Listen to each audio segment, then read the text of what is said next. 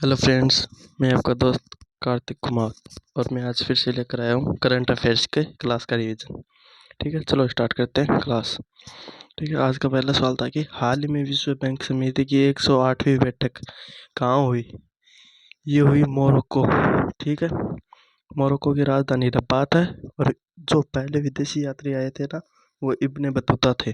ठीक है, और विकास समिति इसकी 108वीं बैठक थी और इसमें दो संस्था शामिल है, एक तो IMF और एक वर्ल्ड बैंक।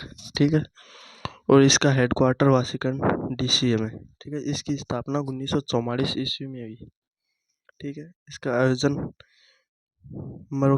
मोरक्को में हुआ है हाल ही में। ठीक है, और इसका उद्देश्य है पृथ्वी से गरीबी खत्म करना, यानी उद्देश्य या थीम हो गई मान लो कि पृथ्वी से गरीबी खत्म करना। और इसमें जो भाग लिए थे ना, इसके नाम है, एक तो क्रिस्टलिन जॉर्जिवा जो IMF के हेड है, दूसरे हैं अजय बंगा जो वर्ल्ड बैंक के हेड है, तीसरे हैं निर्मला सीतारमण जो भारत की वित्त मंत्री हैं। ठीक है, फिर आता है ग्लोबल इकोनॉमिक आउटलुक कौन जारी करता है? ये जारी करता है IMF। ठीक है, फिर आता है वर्ल्ड डेवलपमेंट रिपोर्ट जारी कौन करता है? ये करता है वर्ल्ड बैंक। फिर आता है आज का दूसरा महत्वपूर्ण क्वेश्चन कि ग्लोबल हंगर इंडेक्स 2023 में भारत को कौन सा स्थान मिला? यह है 111वां स्थान। ग्लोबल हंगर यानी भूखमरी इंडेक्स में 2023 में भारत 111वीं रैंक पर है। इसमें कुल देश 125 देश शामिल थे। ठीक है, इसे जारी कौन करता है? इसे जारी वेल्थुंग हिल्फ संस्था जर्मनी की जारी करती है और इसके 4 आधार हैं। एक तो बाल मृत्यु दर, दूसरा अल्पपोषण, तीसरा है चाइल्ड वेस्टिंग, चौथा है चाइल्ड स्टैंडिंग। ठीक है, फिर आता है आज का तीसरा क्वेश्चन कि अंतर्राष्ट्रीय आपदा जोखिम न्यूनीकरण दिवस 2023 कब मनाया जाता है? ये मनाया जाता है 13 अक्टूबर को। ठीक है, ये 13 अक्टूबर को मनाया जाता है। इसकी शुरुआत 1989 ईस्वी में हुई। ठीक है, इसकी थीम है लचीले भविष्य के लिए असमानता को कम करना। लचीले भविष्य के लिए असमानता को कम करना। फिर आ जाता है आज का चौथा क्वेश्चन है कि हाल ही में चौथी वित्त मंत्री और सेंट्रल बैंक गवर्नर्स की FMCBGS बैठक कहाँ हुई? FMCBGS बैठक कहाँ हुई? ये हुई मराकेश मोरक्को। जो पहले बताया था ना कि विकास समिति की 108वीं बैठक है ना, वो भी मोरक्को में हुई। ये दोनों एक ही जगह हुई। जो हमारी वित्त मंत्री सीतारमण जी, निर्मला सीतारमण जी और शक्तिकांत दास जो गवर्नर है हाल ही में, उनकी बैठक हुई थी। ठीक है, ये 4th बैठक एंड अंतिम बैठक थी। ठीक है, G20 की वित्त मंत्री और सेंट्रल बैंक गवर्नर्स की। फिर आता है फिर क्वेश्चन है कि P20 की बैठक कहाँ होगी? ये होगी यशोभूमि दिल्ली में। ये यशोभूमि एक्सपो सेंटर है जो हाल ही में बना है। फिर आता है एटलस पर्वत की सर्वाधिक ऊंची चोटी कौन सी है और किस देश में? यह है माउंट टोबोकुल जो मोरक्को में है। ठीक है, ये अफ्रीका महाद्वीप की है। फिर आती है G20 की बैठक हाल ही में कहाँ हुई? ये भारत में हुई। ये 18वीं बैठक थी। इसकी थीम है वसुधैव कुटुंबकम जो महाउपनिषद से लिया गया है। इसका अर्थ है वन अर्थ, वन फैमिली और वन फ्यूचर। ठीक है, इसके देख लो, one earth, one family, one future. और हमारे चैनल को सब्सक्राइब कर देना, कुमाउत T009 को।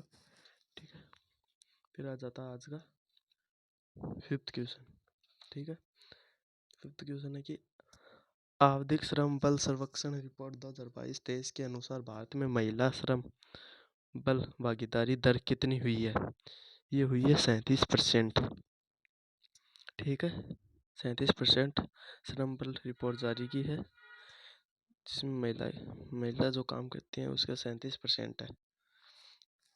पिछली बार 2021-22 की में 32.8% थे, अब बढ़कर 4.2% और बढ़ गई, 37% हो गई। ठीक है, ये हमारे लिए ठीक बात है। ठीक है, फिर आता है 6 नंबर का क्वेश्चन कि फोर्ब्स की विश्व की सर्वश्रेष्ठ नियोक्ता 2023 सूची में शामिल एकमात्र भारतीय पीएसयू कौन सा है?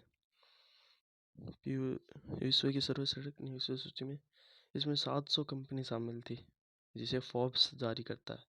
भारत की एकमात्र पीएसयू कंपनी है एनटीपीसी, जिसकी फुल फॉर्म है नेशनल थर्मल पावर कॉरपोरेशन। ठीक है, इसकी स्थापना एनटीपीसी की स्थापना 1975 ईस्वी में हुई। इसका हेडक्वार्टर दिल्ली में है और इसके हेड गुरदीप सिंह है। ठीक है, फिर आ जाता है क्वेश्चन कि भारत की बिजली निर्माण करने वाली सबसे बड़ी कंपनी कौन सी है? ये है एनटीपीसी। ठीक है, एनटीपीसी। फिर आ जाता है आज का 7 नंबर का क्वेश्चन।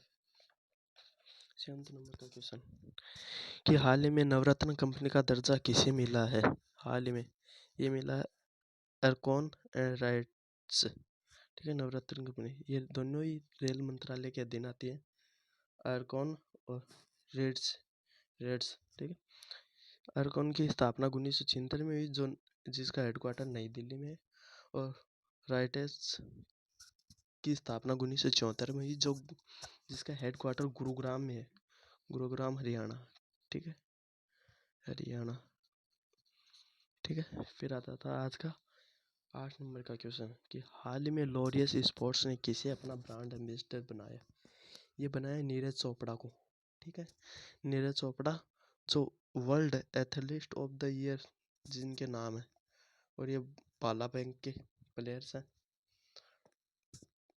लॉरियस स्पोर्ट्स ने इसे ब्रांड एम्बेसडर बनाया है। ठीक है, इन्होंने हाल ही में 19 एशियन गेम्स में गोल्ड मेडल जीता है और 88.88 मीटर भाला फेंक कर गोल्ड मेडल जीता है। फिर आता है राष्ट्रीय भाला फेंक दिवस कब मनाया जाता है और क्यों मनाया जाता है? ये मनाया जाता है 7 अगस्त को, क्योंकि टोक्यो ओलंपिक में नीरज चोपड़ा ने भाला फेंक कर गोल्ड मेडल जीता था। ठीक है, फिर आता है आईसीसी वर्ल्ड कप वैश्विक राजदूत किसे चुना गया है? ये चुना गया है सचिन तेंदुलकर को। ठीक है, फिर आ जाता है आज का 9 नंबर का क्वेश्चन, 9वें नंबर का क्वेश्चन कि हाल ही में सरस्वती सम्मान 2022 किसे मिला है? ठीक है, ये मिला शिवशंकरी को, और इसे प्रदान कौन करता है? ये के बिरला फाउंडेशन प्रदान करता है। और ये कब से शुरू हुआ है? ये 1991 ईस्वी से शुरू हुआ है, और इसकी इनामी राशि 15 लाख रुपए है, 15 लाख रुपए।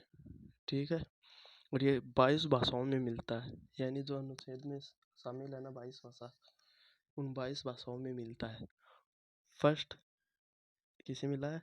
हरिवंश राय बच्चन जी को मिला हुआ है, जो अमिताभ बच्चन के पिताजी हैं। ठीक है, और हाल ही में शिव शंकरी जी को मिला है, जो तमिल लेखक है जिन्होंने सूर्यवंशम उपन्यास लिखा है। ठीक है, फिर आता है 10 नंबर का क्वेश्चन कि आईओसी 2028 लॉस एंजल्स ओलंपिक खेलों में किसे शामिल करेगी? ये करेगी क्रिकेट को।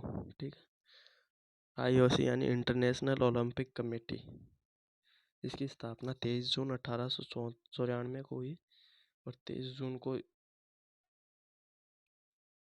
ओलंपिक दिवस बनाया जाता है। इसका हेडक्वार्टर लौसाने में है, और इसके हेड हाल ही में थॉमस बोक हैं, और फर्स्ट ओलंपिक 1896 में हुआ था, और अब 128 साल बाद में 2028 में क्रिकेट को शामिल कर लिया गया है, जो T20 फॉर्मेट में होंगे। ठीक है, और हमारी क्लास देखने के लिए थैंक यू, धन्यवाद, और सब्सक्राइब करें जल्दी से चैनल को।